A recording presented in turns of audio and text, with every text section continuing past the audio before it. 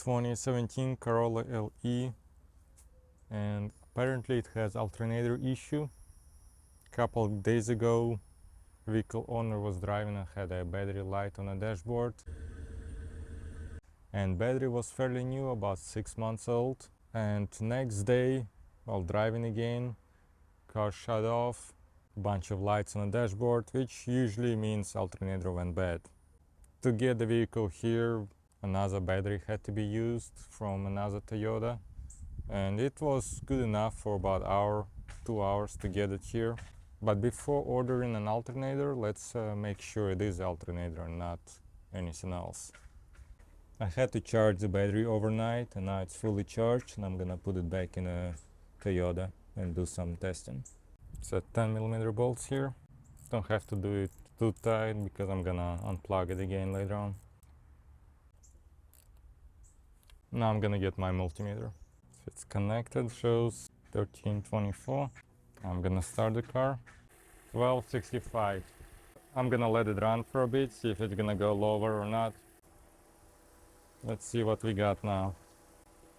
1230, so it is going down. Another place to check is I'm gonna make sure power goes here.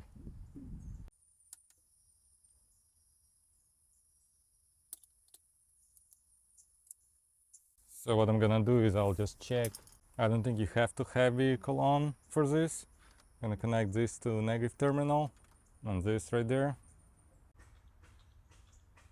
So it does get power. I guess I'm gonna also check the alternator itself for ground. And you also have that. So now I think it's safe to assume that alternator is bad. Another somewhat complicated part is there are several variations of alternator. There's 100, 115 and 125 amp. So I think it'll be better if you just remove this alternator and try to find a part number before we order a replacement. I'm gonna start by disconnecting the terminals, and I'll do 2 of them. One of the reasons is I want to put battery protectant on the terminals to keep those terminals from getting corroded.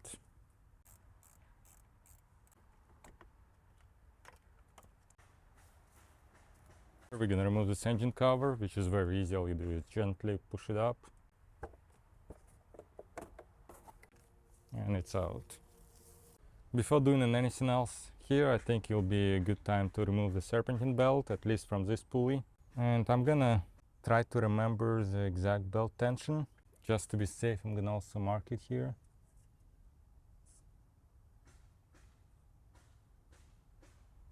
I think it's fairly good way to keep it exact same way when I'm putting it back.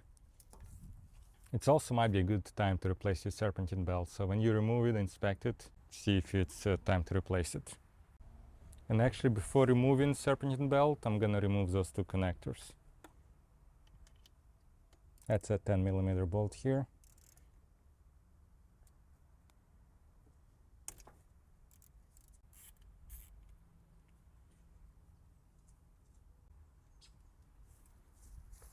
Again, make sure your battery is off, unplugged, because this is constant positive. So if you happen to touch this with any other metal, you'll blow your alternator fuse, and it's not that easy to replace it. Now let's disconnect this one. Okay, connectors are off. And I'm gonna also remove this one right here. Kind of tough to get there with the ratchet, so I'll use a regular wrench.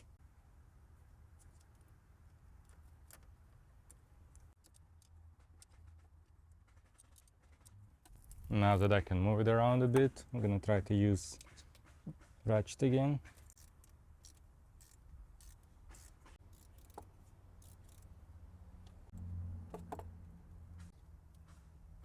Make sure you don't lose any bolts, washers.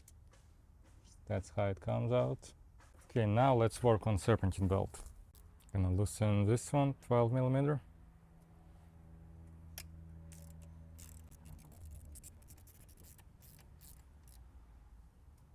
Now I'm gonna loosen this 12mm.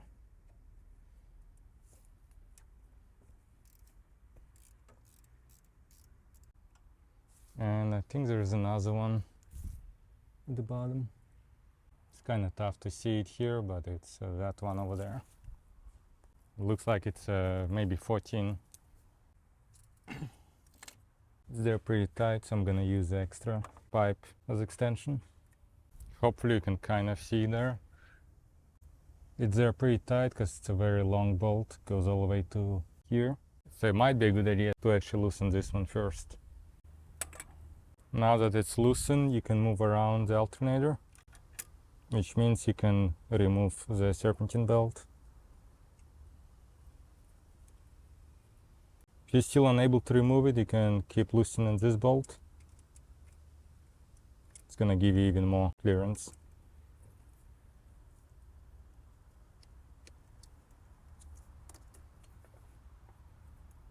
And it's off.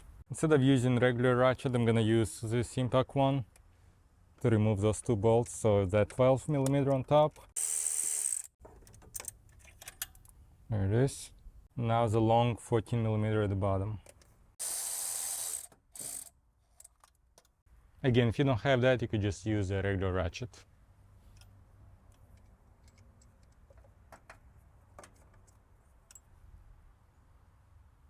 I think we should be able to just remove alternator altogether. I think it's still doable, but it'll be a bit easier if I'll just remove this bracket. 12mm bolt. Gonna use pipe extension again. I'll just remove it altogether. Now it's a lot easier to remove alternator. Again, I think you could have removed it without removing that bracket, but it's just a lot easier to get to it now.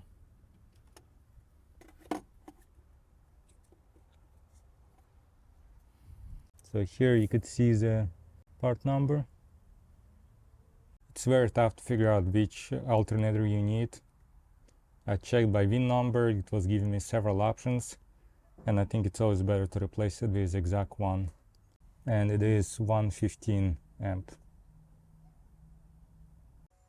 So last clip was shot on Monday. Today is Friday and I got the replacement part. Right away I see an issue. Came out damaged. I'll probably try to do JB weld just because I don't have time to wait another week. Beside that, everything else looks identical. I'm gonna try to use plastic JB weld. Hopefully it's gonna work. And I think that should do its job. Says current time is 15 minutes. So I'll give it some time and I'll put alternator back in the vehicle. By the way, if you're curious to see what failed on an old alternator, let me know, leave comments below the video. If I'll get enough people requesting to see what's wrong here or how to troubleshoot it or maybe even how to fix this one, I'll make another video. And if you wanna see that, subscribe to my channel. Since this is gonna be very last part of this job, I'm gonna put alternator back together. And by the time I'm gonna put this connector back in, oh, this should already cure. It should be fine. When I remove alternator, I was very careful not to disturb serpentine belt at the bottom, so I didn't have to go back there and reattach serpentine belt. It stays good, and when I'm gonna put this alternator in, I'm gonna try to be careful not to disturb serpentine belt. But if I do disturb, I'm gonna have to go maybe under the car and put belt back in its place, but should be fairly easy.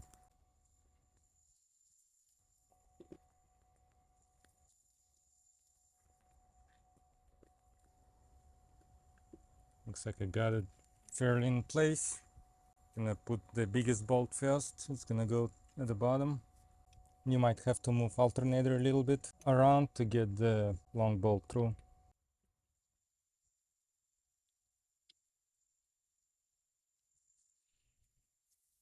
Okay, that one is good. I'm gonna lower this one. When alternator is resting on an engine and you can actually secure this bolt to the alternator through the bracket,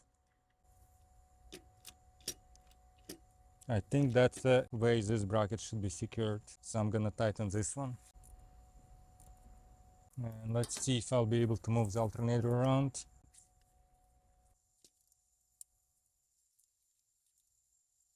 Before completely tightening this one, Gonna make sure I can move it around. Now I'm gonna hand tighten this bolt through this bracket and through this little thing and into the alternator. Okay, looks like I got it, but it wasn't too easy. So don't secure this one completely, hand tighten this one, hand tighten this under this, and hand tighten the one at the bottom. Now we're gonna work on this one to get the serpentine belt tightened up. And my understanding, you don't have to worry about getting this bracket in exact position because alternator is not gonna move up or down. Alternator gonna remain in the same place. So once you align that bolt to the alternator, that's gonna guide you how high or lower this has to go. Now I'm gonna tighten this one, and that will give pressure to the serpentine belt.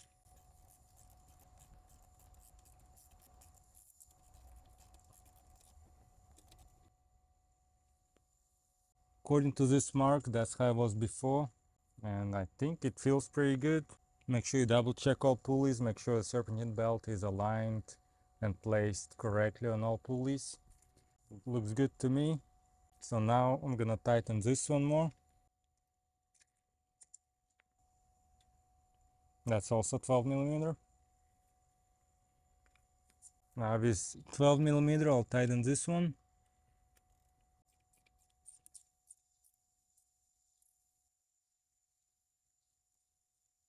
With 14 millimeter, I'm gonna tighten that long bolt at the bottom. Gonna get extension for that one to make sure it's tight enough. I'm gonna put 10 millimeter bolt right here.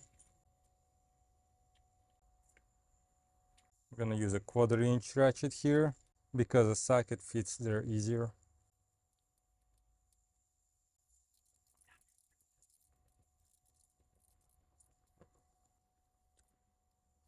Now I'm gonna put this connector back in with my freshly glued other side of the connector. I'll be super gentle. I don't wanna mess it up. Okay, it clicked, it went in. Hopefully it'll be all good. Now I'm gonna work on this one. That one's gonna be 10 millimeter nut.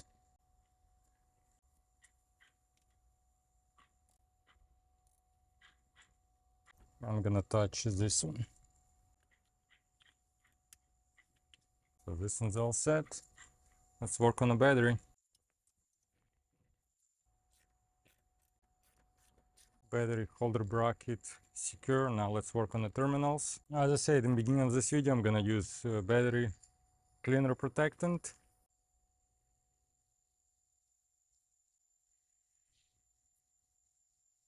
I'll put a little bit on the other side as well.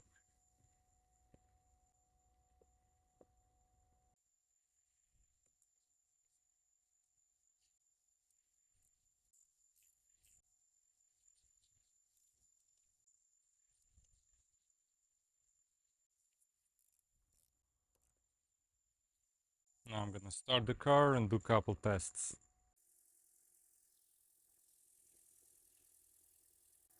Belt is working properly, not making any noise. So as far as battery goes, remember last time we tested was 12.5, maybe even less, was getting lower and lower because alternator wasn't charging it. Now our vehicle is running at 1409, so definitely more, meaning battery is definitely getting charged. And as you can see, no more battery light on the dashboard. I also sprayed some shampoo on the engine cover. I'm gonna clean it up a bit just to make it look a little nicer.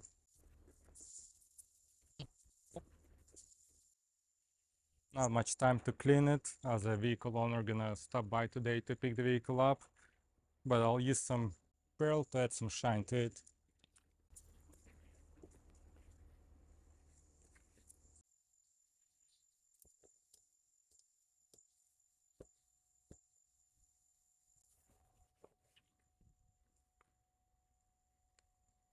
A little bit shinier.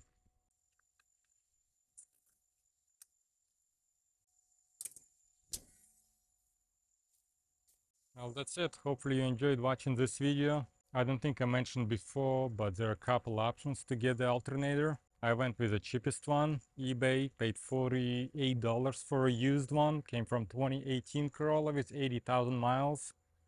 This one's 2017 with 105 or something. There are a couple other options. You could buy one at local auto parts store. I checked and price was about $430, which is very expensive in my opinion. Could also get one from dealership, and I still not sure how much it costs at dealership. I'm sure it's gonna be even more than from Advanced Auto Parts, but dealership was on back order and would take over a month to get that part. It's fairly easy to replace alternator, so I think the better choice is just get a used one from eBay. This one I got provides 6 months warranty, but even if it doesn't, if it gives you 30 days to see if it's working or not, I think it would take you less than an hour to replace alternator. So I think it's a better option to go with a used one and save yourself some money.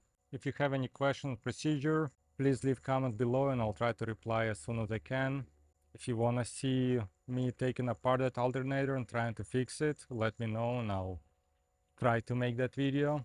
If you want to see more videos about Toyota Corolla repairs or repairs on other videos on my channel, please subscribe. Thanks for watching. See you next time.